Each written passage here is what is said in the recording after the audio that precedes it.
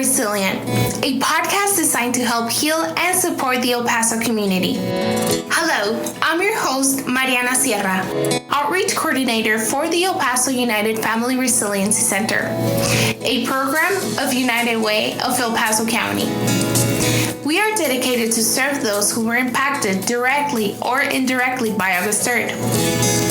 Join us on the journey to long-term recovery as we have honest conversations with local leaders, mental health specialists, and fellow El Pasoans who share their stories and expertise. We feature topics that influence and impact the vitality and resilience of our community. We are El Paso United, and together we heal. Juntos sanamos.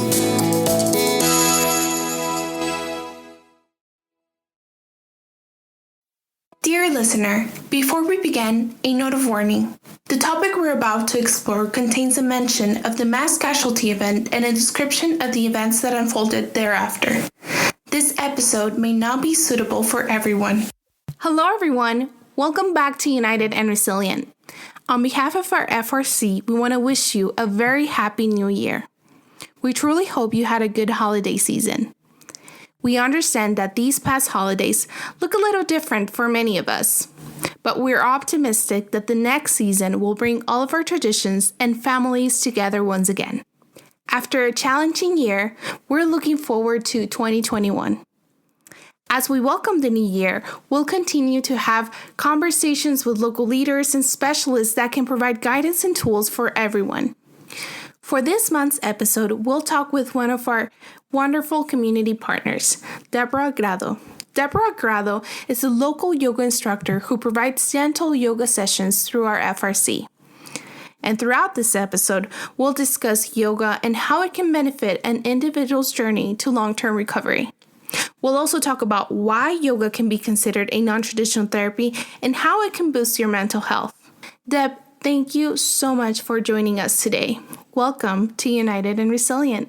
Hello, my name is Deb. I am a 500-hour registered yoga teacher through Yoga Alliance, but I've completed my certifications through local yoga schools and studios here in town. I have been teaching yoga since 2015, but I have been practicing since around 2008, so quite a long time, over a decade. And I actually like to think of it as my yoga love affair. I started yoga back in 2008 when I was in the University of Houston attending college. And I, of course, like most people, I wanted yoga just for the stretch, the physical benefits of it. And so I took it at the local gym because it was part of the student package. And I would go for the stretching, and right before the very end of class, which people think of as nap time, I would actually get up and leave. And now that I teach yoga, I realize that part is the most crucial part. And I look back at it and think, who was I for leaving? But that's just where I was at the time. And so that was 2008. I would go purely for the stretch. It would be my thing before a workout, after a workout. And then once I finished college and moved back here, local studio had opened up, and I began to practice as a way to basically get grounded. The transition out of university and into, I guess, the real world wasn't as easy as I expected. And with my degree, with things like that, things just weren't working how I expected them to work. And so this was back around 2012. And at that time, I decided, well, I'm just going to do more yoga. So I did more of it and the physical stuff. So the poses, the things that we know. And I immediately fell completely in love with it because I began to understand that it was more than just stretching, more than moving. It started to give me this sense of calm. It made me more resilient. It made me grounded. It made me patient. It made me manage my stress. Basically, all the changes of life and everyday life, it helped me manage it. So then through that obsession, I began to work the front desk, and eventually come 2015, the summer of 2015, I decided to get my first certification. I did my 200 hour, and it's exactly that, 200 hours worth of education. So think of it as like your associates of yoga. And so I did that. You learn the history, the origins, the background, the physical, the mental, the emotional, the spiritual, the meditation, every side of yoga, because it is so complex yet so simple at the same time, was studied.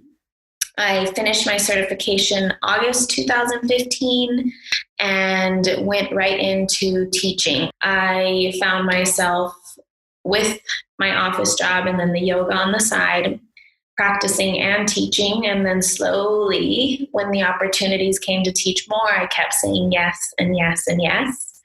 And the next thing I knew, I was working my 40-hour job, but then teaching 10, 15 additional hours on the side. And I said, I think I'm going to let go of the day job and give yoga a shot. And I'll pick up a part-time job if I need it. And so going into 2018, I had left my day job, opened up my schedule thinking I'll get a part-time job, I'll teach yoga, and it'll be great.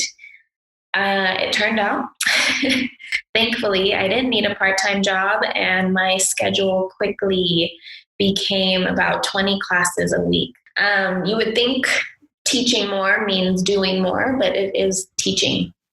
And so my personal practice took a hit, but around that same time, I began to meditate. So 2017 was also when I started a meditation practice after attending a meditation retreat. Then the more I meditated, the more enhanced my teaching became, the more in tune with myself and others I was able to get, along with the physical benefits. Now I was really getting the mental, the emotional, and the spiritual side. 10 years into my love affair from this thing that I used to leave early because I just wanted the stretch and not the nap time or to sit still with my thoughts, has now become the whole thing and the only thing I want to do. And so in 2019, I decided to get my advanced teacher training, which added an additional 300 hours. So kind of like your masters of yoga. And thankfully, even through a pandemic, still get to teach yoga. And so now I've been meditating for 3, going on 4 years, practicing for about 12, and teaching for 6. Wow, that's wonderful. We're so excited to have you here, Deb. I was telling her before we started the interview that she always brings so much calm whenever I speak to her, and we're so lucky to have you at the FRC as one of our partners.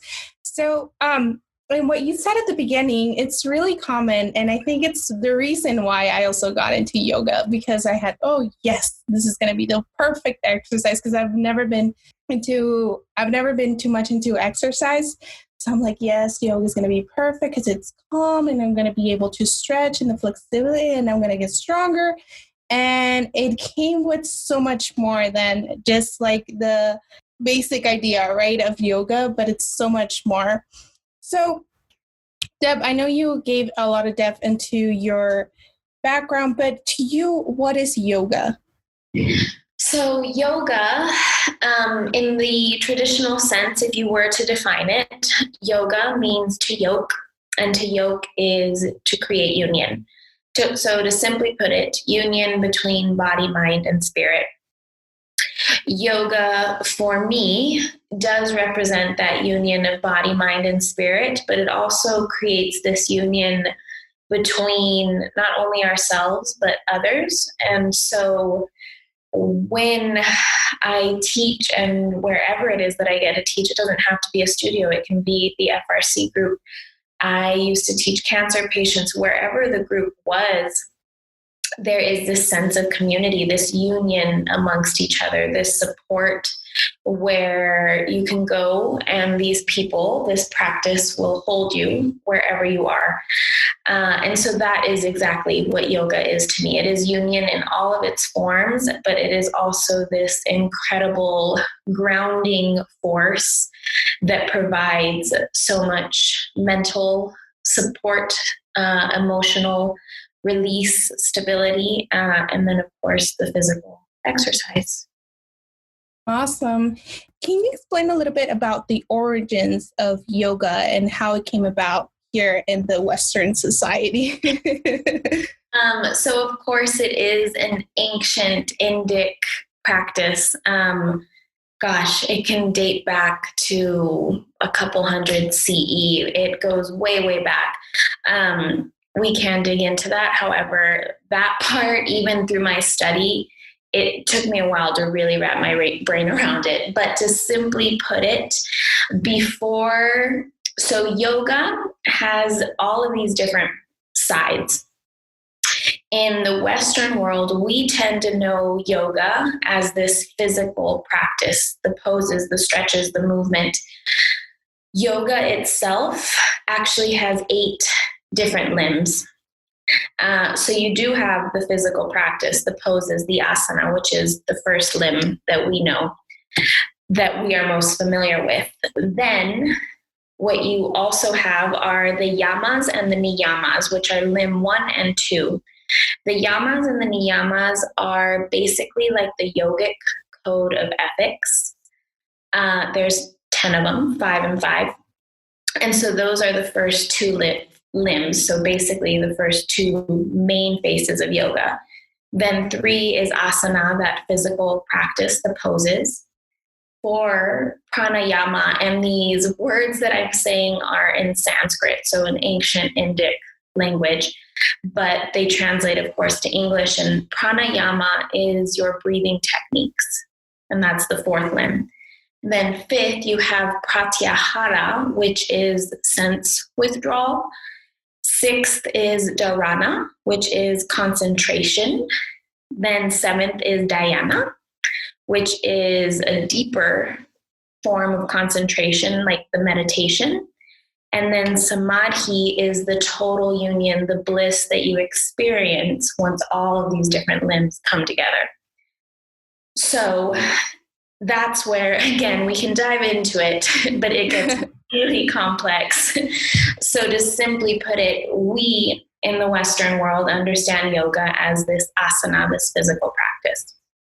But it is so much more than that. But it all still falls under the yoga umbrella.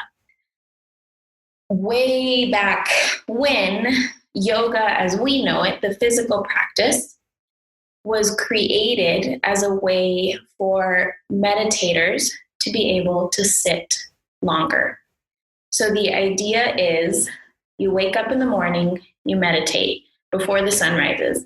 And the goal was to sit in a comfortable seat, completely upright, for an hour, but then they wanted it to be 2-3 hours. And so can you imagine sitting comfortably and still for 3 hours? No way. I mean, at least I couldn't. And for us, I mean, even for me, on a good day, I can meditate for 20-30 minutes.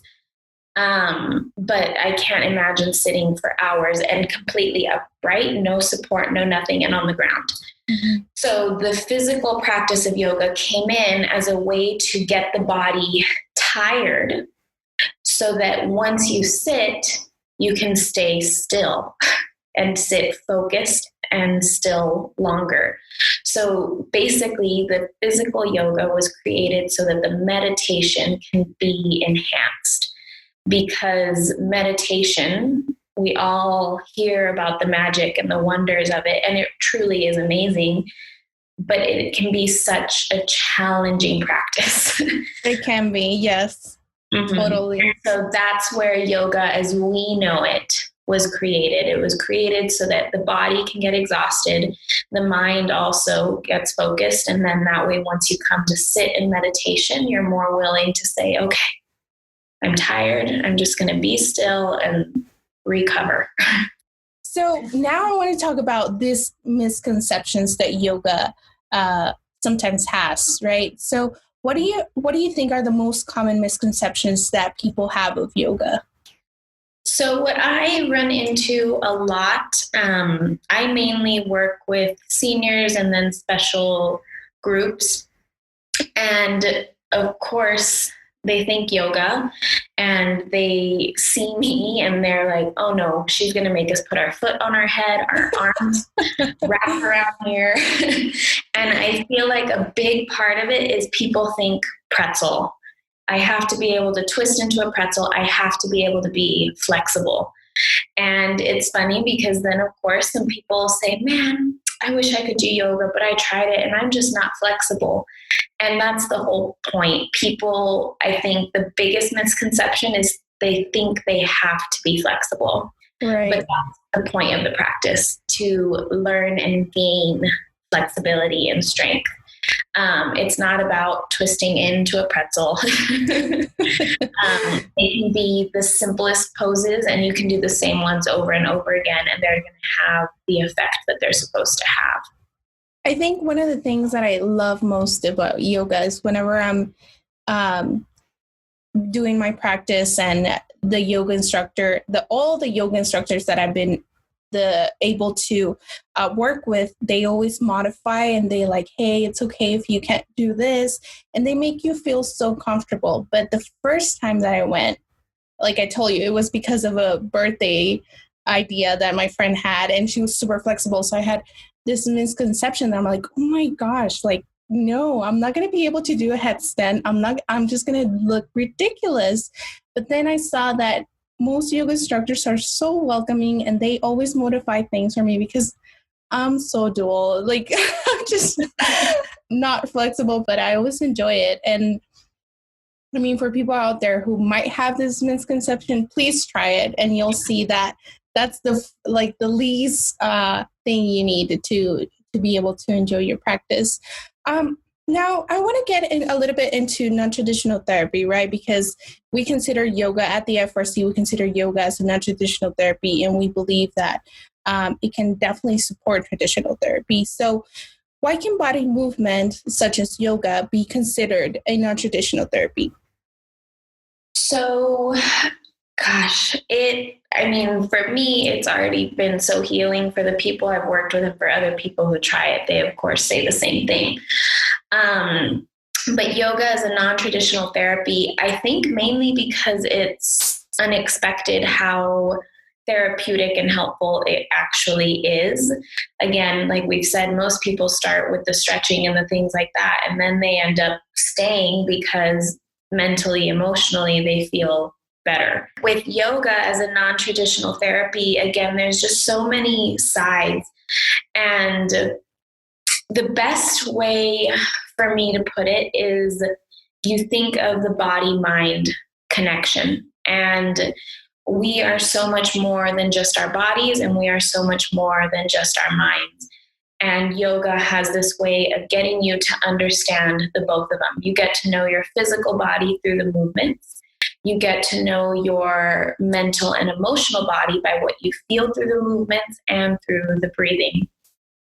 And then you combine the two, and it creates this change, this ripple effect that not only deals with the body, but you also have the energy body, because at the end of the day, we all are energy. We all are atoms, we're molecules, which those are energy. Right. Science behind it. And so if you think of that, we are all the same thing. And so you come back to the energy and this ability that yoga has to understand the energy body and these different layers. And so you actually have in yoga, there are these things called koshas, and there's 5 of them. So think of it, I like to think of it as those Russian dolls that you open the big one and then the next one and the next one until you get to that little one at the end that we're always like, oh, it's so cute. Yeah. So that itty bitty one in the middle, that core is bliss. And so that is the main idea, is that deep at our core, deep at our center, we are all bliss. and not bliss in the sense of ecstatic joy, but bliss in more of the Eastern sense of the word, which is that ultimate knowing that everything will be okay. And so as you work through those layers, we'll actually start from the outer one. You have the physical body, the first layer, which is what yoga does. It starts with the physical body, the ones that people know, the ones that they're comfortable, familiar with.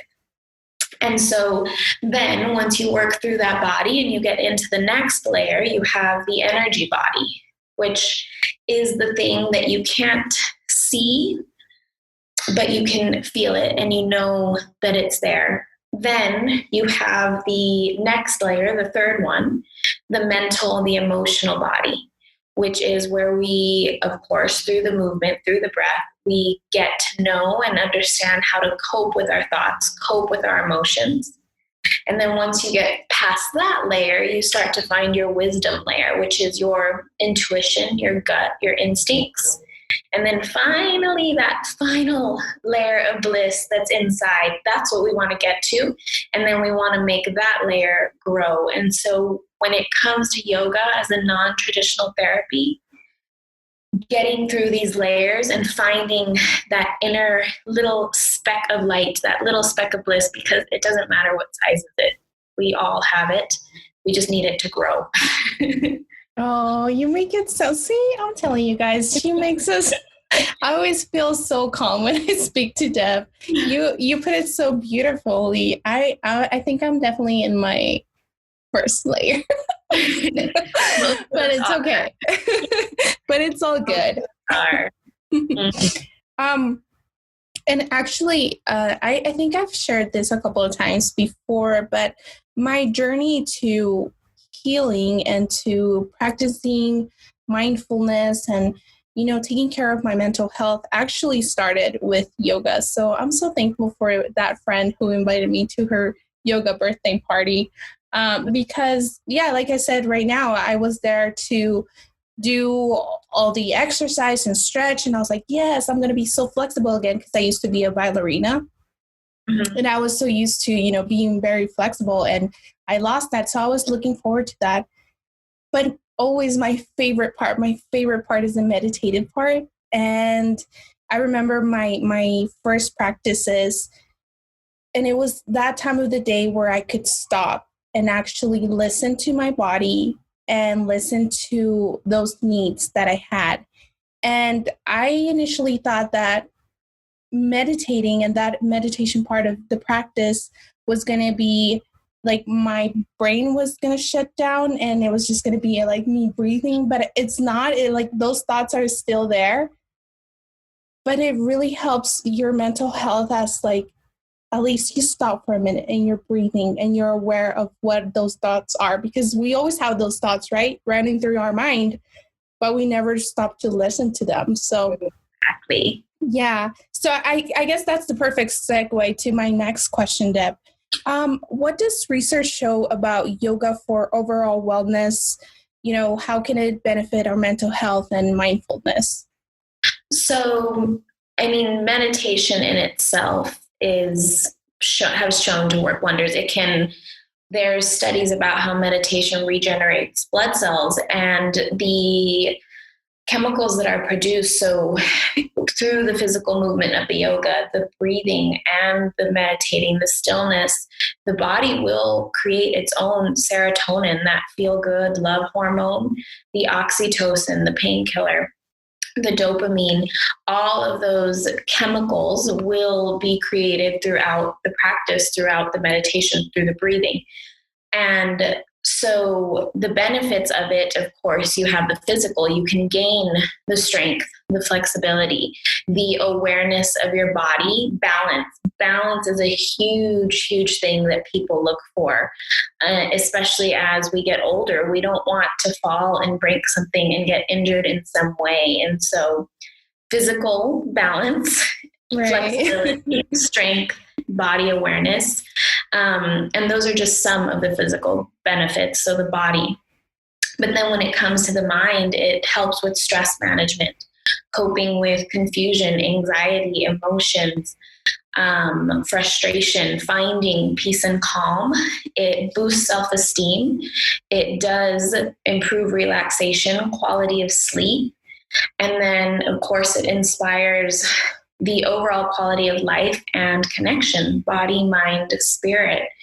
And these are just some of the things, but the list of what it does can go on and on and on for all physical, mental, and emotional. And I know a lot of people right now, because of what's going on in the world, we are all feeling those emotions. So definitely yoga and body movement can help us with that, right? Yes. So the physical body will hold on to its feelings, its emotions, if they aren't coped with. And so if we don't allow ourselves to feel the emotions, especially the uncomfortable ones, it's easy for us to feel the good things, but usually, especially in times right now when things are challenging and they're hard, we say, nope, I'm not going to deal with that. I'm just going to tuck it away. Maybe one day I'll deal with it. Then usually we explode like a volcano or erupt in tears. Something triggers us, the smallest thing. But if we don't feel or cope with these emotions, then they will physically manifest in the body. And that's usually where disease, dis-ease will start, from some sort of discomfort from inside. And especially when I work with cancer patients, that is where you can see a physical manifestation of some sort of emotional tie. And once we can cope and face that emotion through its discomfort, through its challenge, there is this ultimate liberation that comes from it. And that is where the healing can begin. But you have to be willing to dig into the shadows and the dark side and face that stuff head on, knowing that your breath will support you, the guidance of your instructor, of whatever it is that you're using, the tools are there to help through the coping, through everything to get you to persevere. This is United and Resilient. We'll be right back. My name is Tracy Yellen. I'm the CEO of the Paso del Norte Community Foundation and Paso del Norte Health Foundation. Where was I on August 3rd? It was the first Saturday of August. I was coaching my daughter's basketball team, and we had a 12 o'clock game in the Latino World end of summer tournament at Del Valle High School. And that's when we got a text that there had been a shooting and that law enforcement was asking people to shelter in place. At that point, we didn't know the extent of the shooting. My daughter's social media was blowing up with news of more than one gunman at multiple locations. So we turned on the TV and saw that the news stations were scrambling to organize the coverage and figure out what was happening. And it was really at that point that I had this deep sense of dread. My son was in California a few weeks from starting his freshman year at the University of Texas at Austin, and my husband was on his way to Portland, Maine, where his mother was in hospice. She had passed away a few days later. Right away, I texted and called all of our staff to make sure they were okay and were sheltering in place. And I knew instinctively that there would be an outpouring of support, that people would want to help. So I called our board chairman, Hector Retta. He reached out to Dee Margo, the mayor of the city of El Paso, and we received calls from numerous council members and staff. And so within hours, we established the El Paso Victims Relief Fund in the Paso del Norte Community Foundation to provide financial support to victims and families in the wake of the tragedy. That afternoon, I went to the office and started receiving emails and texts and calls with such generous offers of support.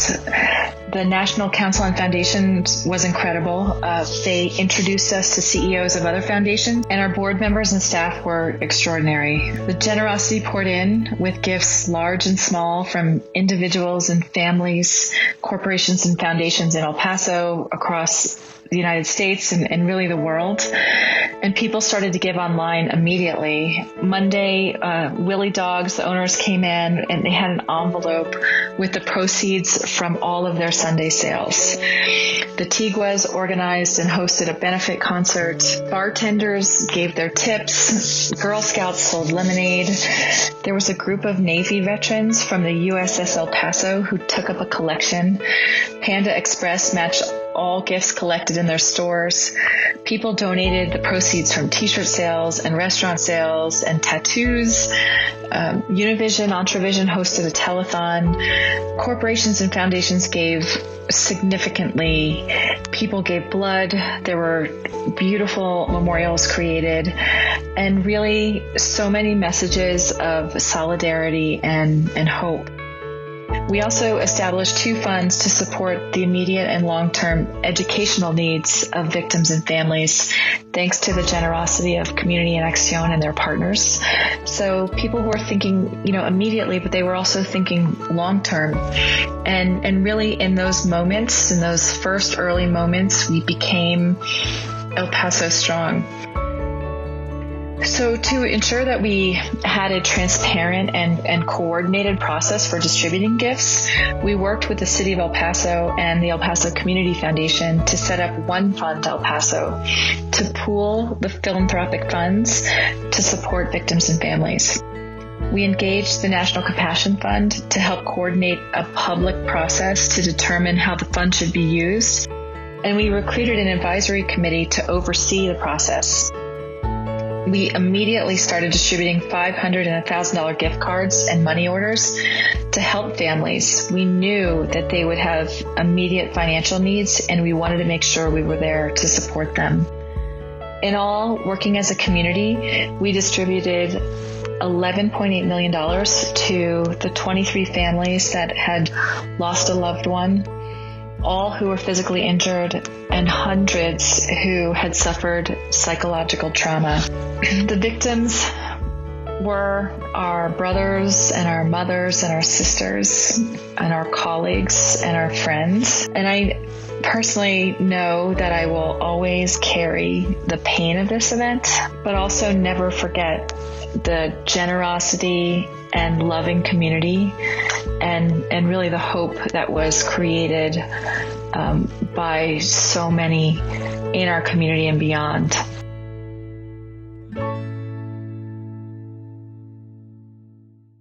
For example, for you, Deb, I mean, I look at you and I'm like, oh my gosh, she's always so peaceful. But I know, like, you always have your struggles in life because we're human. Mm-hmm. How does yoga has helped you in your personal self-care practice? So it is a ritual. I don't always, not every day, all day is rainbows, unicorns, and butterflies. It takes effort. But also when it is a bad day, I let myself say, you know what, I'm mad, or I feel sad, or okay, I'm going to feel this thing. So my routine is to wake up in the mornings, and once I wake up, I actually set myself up and I try to meditate.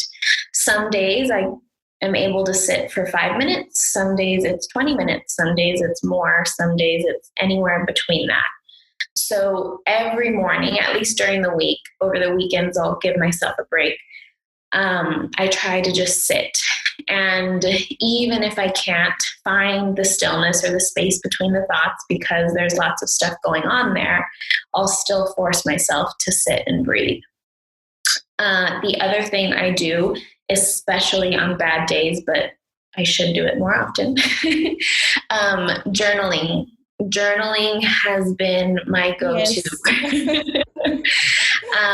You can write everything, say all the things you want to say, all the curse words, whatever it is that needs to come out, you just write it down. And then I always find once I've written it, I'm like, oh, that's what I was actually mad about. Or, oh, now that actually did make me feel better. Now I can stop thinking about it. Now I can stop holding on to it.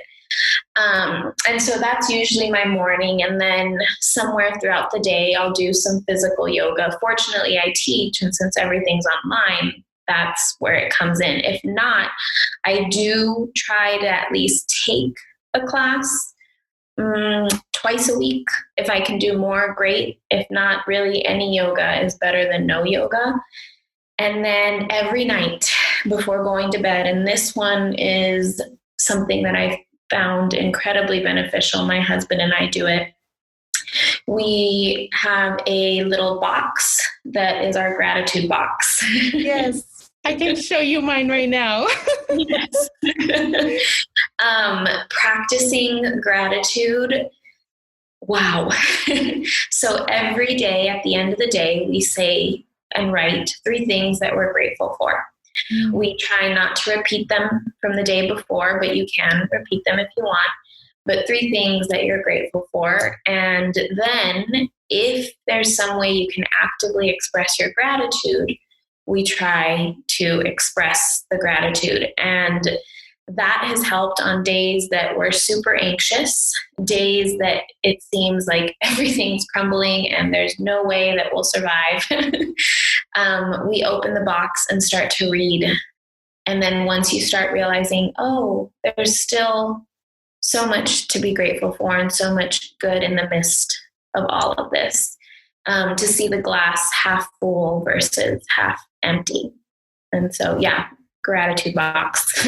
Yes, I have mine right there, like behind me. And just like you, always right before bed, I try to search like something that I'm grateful for. And even though there's a pandemic going on, and I still find a lot of things that I'm so grateful for, and it helps me go to bed with my heart full. If I was having like a rough day, I then soon realize, okay, it's good. Like Yes. we have it good. Oh my gosh, I'm so excited that you also have a gratitude box. We started it, it's probably been a year, and it completely, my husband gets really bad anxiety, and it's made everything so much better. Well, there you go, guys. We definitely recommend getting a gratitude box and using that technique that Deb has shared with us. Now, for someone that is out there listening and they're like, you know what, I've always seen the yoga classes in my local gym, or right now that everything is virtual, I've seen that there's some instructors out there who are providing those classes online. How can I begin? What would you say to someone who's barely starting? What is their preferred style? Like, what are the first steps to take? So, especially right now with online, you're going to look for anything that, of course, is gentle, beginners friendly, maybe something that even just says stretch. Restorative would be great, a yin practice. And then as time passes, you can go into the flows. Of course, YouTube is full of videos, but then the FRC has right now, I teach classes Tuesdays and Thursdays at 5:30, and those are all through Zoom. And so that would be a great one to start with. Anything that, of course, seems introductory. I would also say, because there is so much available online, if someone were to try one and they're like, this is awful, I'm never doing this again, or what am I doing here? She said that I didn't have to be a pretzel. Well, this teacher's asking me to be a pretzel. To try others, because there really is so much out there. And yoga is not a cookie cutter type thing. Every teacher has the ability to add their personality to the class. And so every class is going to be different. So yeah, they can definitely try online, but anything that's beginners, introductory, basics, gentle, stretch, restorative, and then make your way to the flows. Right. And how can they understand the difference? Because when I first started, I remember there was like this big calendar and it was a yoga studio specifically. So I was like, wait, what is flow? What is gentle? What is like heated? And I'm like, what are all these options? Like, how can someone who's starting understand a little bit about all the difference that there is? So hatha might be another word that you see, but so we'll start with flow.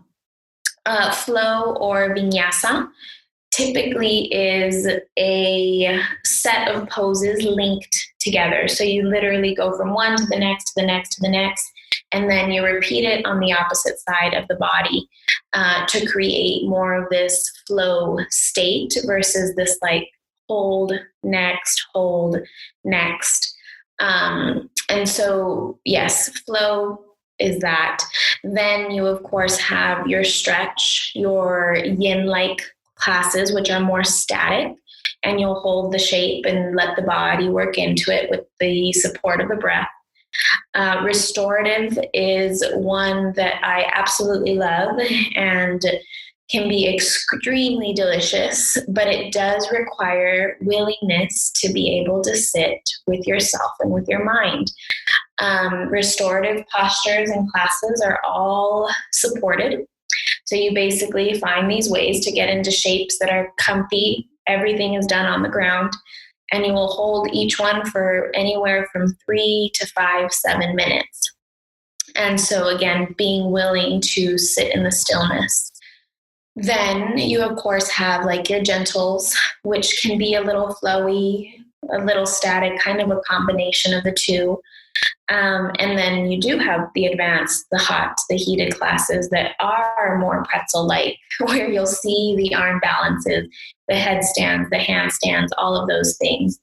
And it just, again, really depends what people are looking for. But there's so much variety out there that depending what someone's looking for, they'll be able to find it.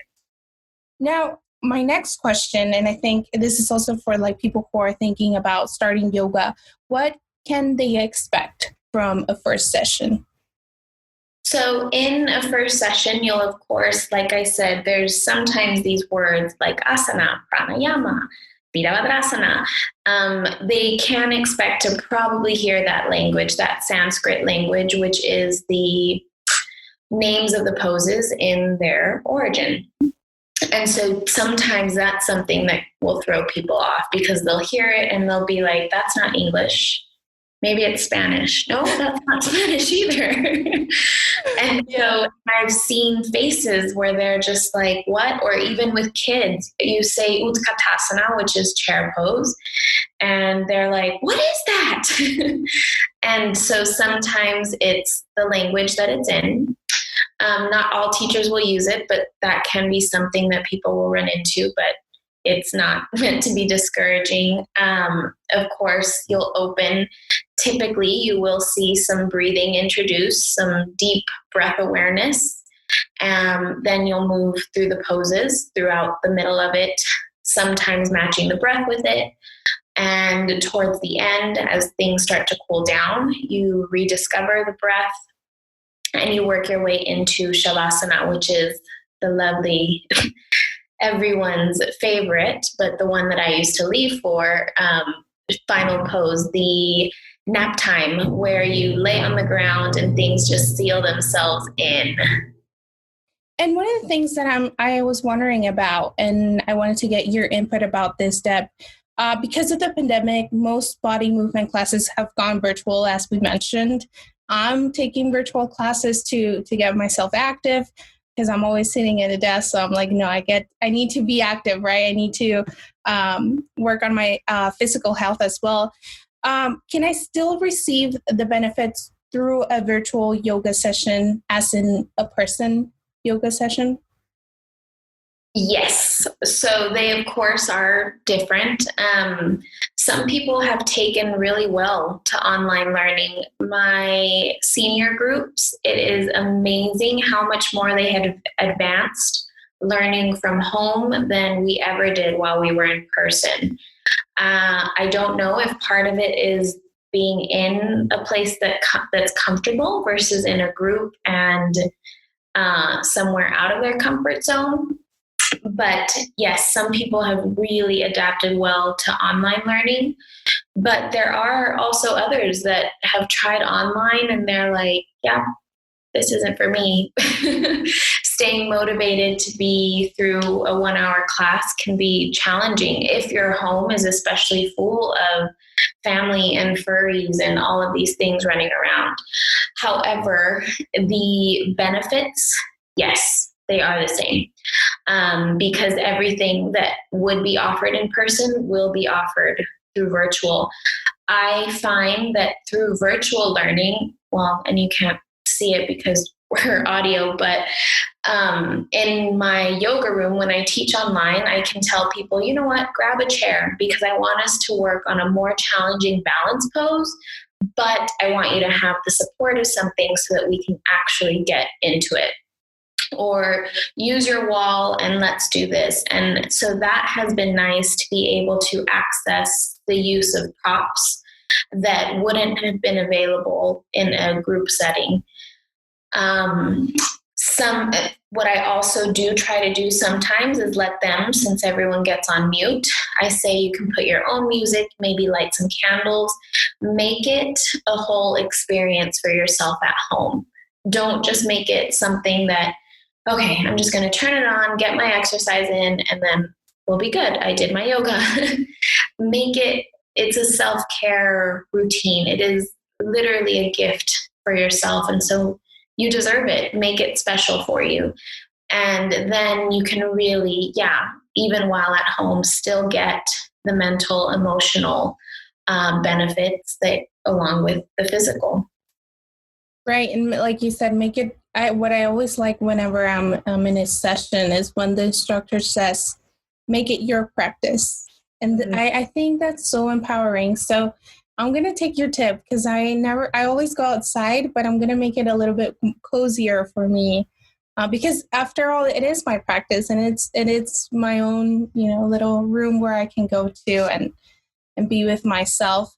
Now, my next question would be, and right now that you mentioned the share reminded me, how do you tailor sessions to participant needs? You said you work with elderly, and I know you have experience with share yoga. So how do you do that? How do you have that communication with your participants? So if, for example, there's I have a woman who's 84 years old and we do yoga one-on-one through Zoom right now, and she can't get on the floor. So we pull out the chair and we sit face to face and we do the same poses you would do standing, just with the support of the chair. A sun salutation, but modified to be in a chair. And so if there's people who can't get on the ground due to their bodies being a certain way, then you can easily grab a chair. You can use the wall. There's just different ways to go about it. The thing is, if someone does have special modifications or adjustments that they need, it is their responsibility to let the instructor know. Sometimes, if they have their camera on and I can see, that's not really working for them. And I do try to check in at the beginning of each class or ask that they contact me prior. If they do want to let me know about something going on, then we do that. If they have their camera off, then I just trust that they are doing what is safe for their body, not pushing it past it. But yes, using chairs, using straps if people have them, but if not, that's where they grab a belt because it makes their arms longer so they can grab their feet. Grabbing pillows to support twists, things like that. From being home, I've been able to come up with many ways for people to support themselves. Awesome. So there you go. You don't have to have all this wonderful flexibility. And yes. I mean, anyone can do it. Anyone, even elderly. And I'm so happy that you have that experience and that you can provide that to our wonderful elderly community members. How can yoga and body movement help individuals who were impacted directly or indirectly by a tragedy like August 3rd? So yoga, just like that, and I mentioned earlier how there is this mind-body connection. There is also physical, emotional body, energy bodies. All of this is connected. And people who have faced tragedy or have trauma, the breathing is a huge, huge tool. I am reading a book and I love what it said. And it said that as humans, we experience every emotion through our breath. So what happens when you're stressed? What happens when you're angry? What happens when you're sad? What happens when you're happy? The breath changes.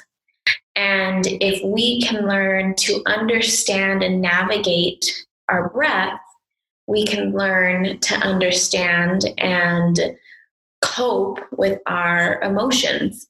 And that is so true and profound. And that all just starts with breath awareness. And with yoga, breathing, awareness of breath is huge.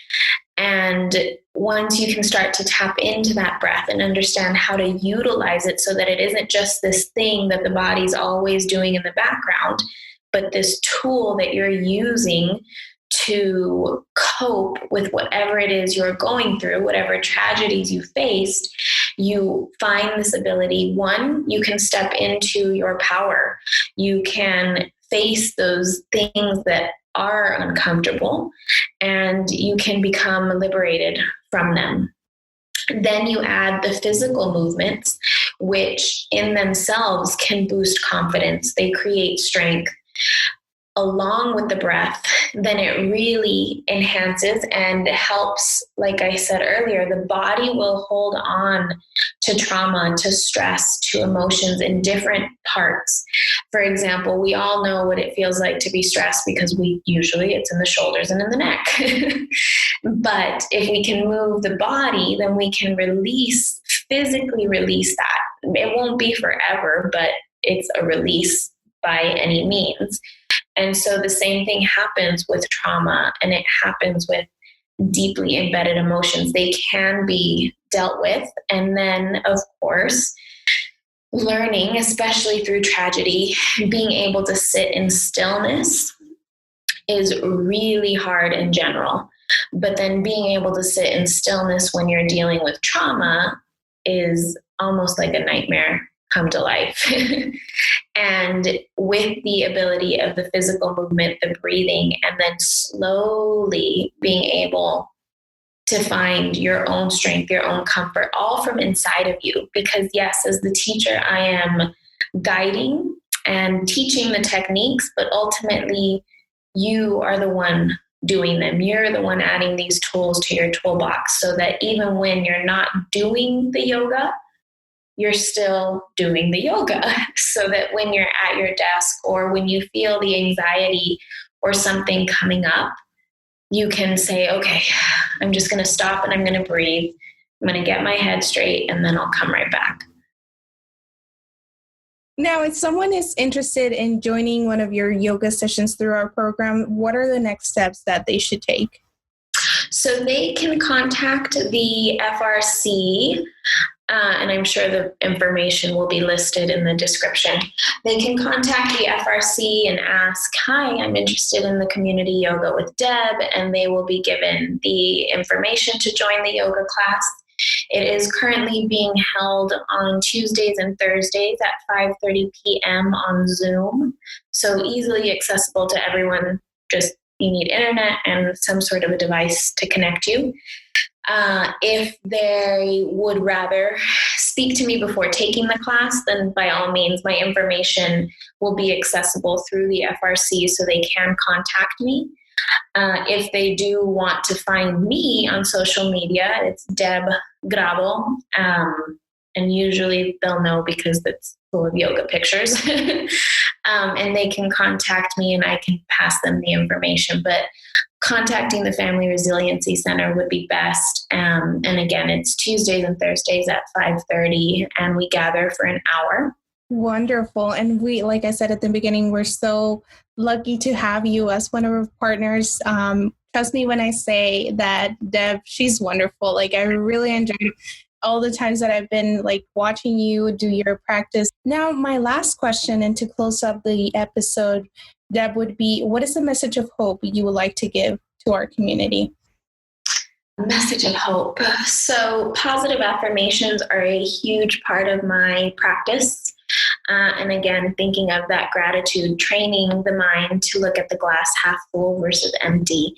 And so I am strong, I am resilient, and I am here tend to be my go-to affirmations, because strength is something that we have all the time. Even when we feel weak, it is possible to be or feel weak and still have a warrior spirit. It is still possible to be confused and broken, but to see the light shining through all those broken pieces, to gather back up and to be resilient. And I am here reminding us to be present, because whatever's happening is only going to be temporary in the grand scheme of things. And so, yes, I am strong, I am resilient, and I am here.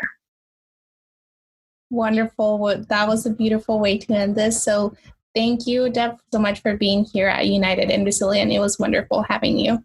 Thank you for having me. Thank you so much for listening today. We hope this content serves you and your loved ones as well. If you enjoyed our podcast, please do not forget to subscribe and follow us on Facebook, Twitter, and Instagram at El Paso United FRC to learn more about our commitment to the community's long-term recovery. Please join us on the next episode.